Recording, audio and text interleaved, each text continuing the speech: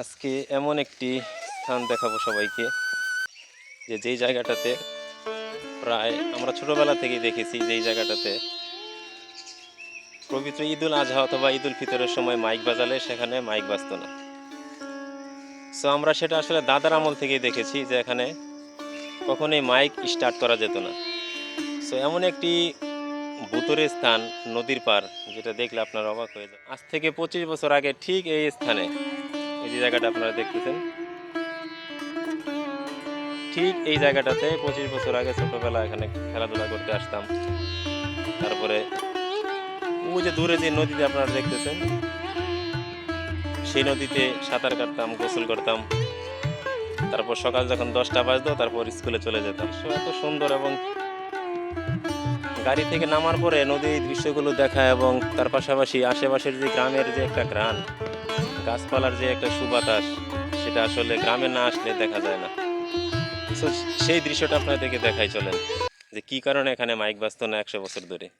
বন্ধুরা, দেখা যেগুলো আসলে দিনের বেলা দেখলেই অনেকটা ভয় লাগে। সো আপনাদেরকে একটু দেখাচ্ছি আমি যে কোন জায়গাটাতে মাইক বাজতো না এবং কি করার ফলে এখানে মাইক বাজে। প্রায় 100 বছর হয়ে যাবে যে এখানে এই স্থানগুলোতে আসলে মাইক বাজে না। হঠাৎ করে একদিন আমরা এমন একটা দৃশ্য দেখতে পেলাম, এবং সেই দৃশ্যটা দেখার পরেই মনে হলো যে এই একটি কারণে এখানে মাইক বাজে না। অথচ গ্রামের মানুষগুলো দেখেন কত সহজ সরল, তারা আসলে জানেই না যে কী কারণে এখানে মাইক বাজতো না। সো এই যে অনেক দিন পরে আমরা এখানে আসছিলাম, এবং আসার পরে ঠিক সম্ভবত এই জায়গাটাতে আমরা একটি গোল গর্ত দেখতে পাইছিলাম, এবং সেটা দেখেই সবাই অনুমান করতে পেরেছিল যে এখানে একটি পিলার গাড়া ছিল। অর্থাৎ ঠিক এই স্থানটাতে আমরা একদম মেশিন দিয়ে কাটা খুব গোল একটি গর্ত দেখতে পাই, এবং আমার চাচা ছিল সাথে, মাহবুব, এবং তার সাথে আমরা দেখে বুঝতে পারলাম যে রাতের অন্ধকারে এখান থেকে দুর্বৃত্তরা এবং বিশেষ করে প্রভাবশালী লোক যারা আছে তারা এখান থেকে সেই পিলারটি তুলে নিয়ে যায়। এবং সবচেয়ে আশ্চর্যজনক বিষয় হচ্ছে, এই পিলারটি তুলে নেওয়ার পরেই আমাদের এখানে যে ঈদগাহ আছে, এই ঈদগাহতে মাইক বাজতো। তার পূর্বে এখানে কোনোদিনই মাইক বাজতো না, এবং কেউ বুঝতেও পারতো না যে আদৌ যে কী কারণে এই স্থানটাতে মাইক বাজতো না। আর এই জায়গাটা অনেকটাই নীরব, অনেকটাই ভয়ঙ্কর। দিনের বেলা আসতেই অনেকটা ভয় লাগে। এই সেই জায়গা, যেই জায়গাতে প্রায় 100 বছর ধরে আমি দেখিনি, আমার বাবাও দেখে নাই, বাবার বাবা, আমার দাদা, তারাও দেখে নাই যে কেন এখানে মাইক স্টার্ট হতো না। সো আসলে জঙ্গলে ভরে গেছে। প্রায় 25 বছর আগে এখানে আসছিলাম। ঠিক এই জঙ্গলের পিছেই একটা ঈদগাহর ময়দান আছে, যেখানে আমরা ঈদের নামাজ আদায় করি। আর ঈদের নামাজ আদায় করার জন্য কিন্তু এখানে মাইক বসানো হতো, কিন্তু মাইক বাজতো না। সো আমাদের এলাকাটা যেহেতু একটি ভাওয়াল রাজার অধ্যুষিত এলাকা, ভাওয়াল রাজার এখানে আসতো, ঘুরে বেড়াতো, নৌকা দিয়ে আসা যাওয়া করতো, এবং তাদের ব্যবসা বাণিজ্যের অনেক কাজ কিন্তু এখানে হতো। সো সেই পিলারটি এতই দামি ছিল যে ওই পিলারের মধ্যে যে পাওয়ার ছিল, ম্যাগনেট ছিল, এবং আগের দিনে রাজা বাদশারা সেই পিলার দিয়ে দিক নির্দেশনা করতো, এবং একদিক থেকে আরেক দিকে কীভাবে যায় সেই দিক নির্দেশনাগুলো তারা অনুসরণ করতো এই পিলারের মাধ্যমে।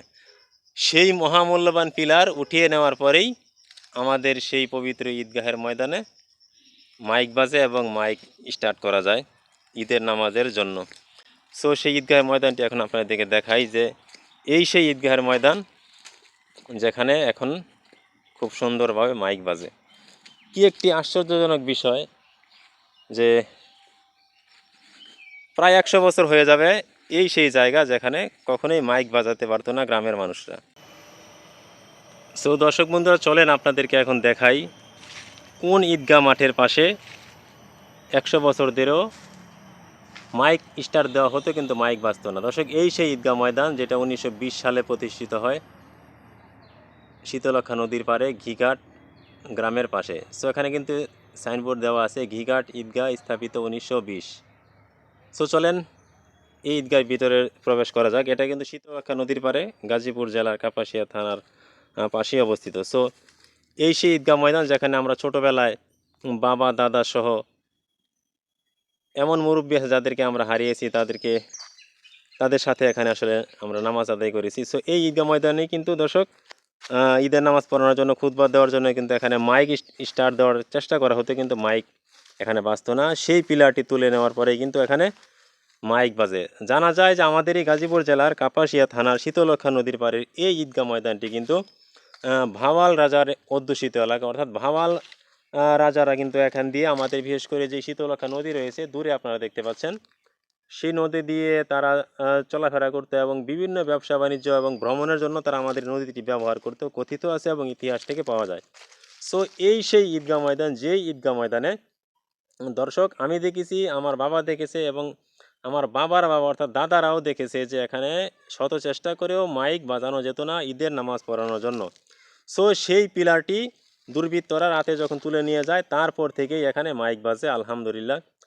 সো এখানে কিন্তু দর্শক আপনারা দেখতেই পাচ্ছেন এখানে বাঁশ দেয়া আছে এবং এই ঈদগাহ ময়দানটি বাংলাদেশের নামকরা অনেকগুলো ঈদগাহ ময়দানের মডেল থেকে বাছাই করে এই মডেলটি নেওয়া হয়। বিশেষ করে কিশোরগঞ্জের শোলাকিয়া ঈদগাহ ময়দান এবং হাইকোর্টের পাশে জাতীয় ঈদগাহ ময়দানের মডেল থেকেই কিন্তু এই মডেলটি নেওয়া হয়েছে।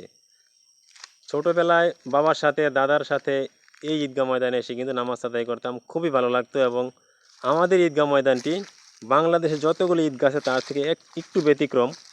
আপনারা দেখলেই বুঝতে পারবেন যে আমি আসলে কী কারণে ব্যতিক্রম বলেছি। দেখেন, শীতলক্ষ্যা নদী এত সুন্দর একটি নদী, মনোরম পরিবেশে অবস্থিত এবং এই নদীর পাশেই আমাদের এই ঈদগাহ ময়দান, একেবারে নদীর গা ঘেঁষে গিঘাট গ্রামের পাশে 1920 সালে প্রতিষ্ঠিত এই সে আমাদের ঈদগাহ ময়দান, যেখানে আমরা ঈদের নামাজ আদায় করি। সো দর্শক, এই ঈদগাহ ময়দান সম্পর্কে অজানা তথ্য জানতে পেরে আপনাদের কেমন লেগেছে অবশ্যই কমেন্ট বক্সে জানিয়ে দিবেন। সবাই ভালো থাকবেন, সুস্থ থাকবেন।